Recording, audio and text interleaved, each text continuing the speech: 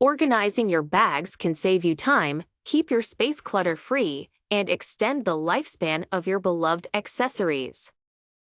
First and foremost, invest in a bag organizer. These handy tools come with compartments and pockets that allow you to sort various items like makeup, keys, and phones in an orderly fashion. A bag organizer not only makes it easier to find what you need but also prevents the interior of your bag from getting dirty or damaged. Secondly, always store your bags in a safe place. A dedicated space, such as a closet or a specific shelf, ensures your bags are kept away from potential damage, dust, and moisture. It is advisable to use dust bags or covers to further protect them from harm. Proper storage also allows you to easily see your collection and choose what matches your outfit for the day. Lastly, rotate your bags seasonally to distribute the wear and tear evenly among them.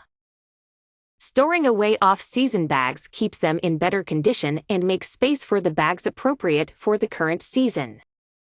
For instance, heavier leather bags are ideal for winter, while lighter canvas or woven bags suit summer best. Rotating your bags also gives you the chance to rediscover old favorites and prevents you from overusing a single piece.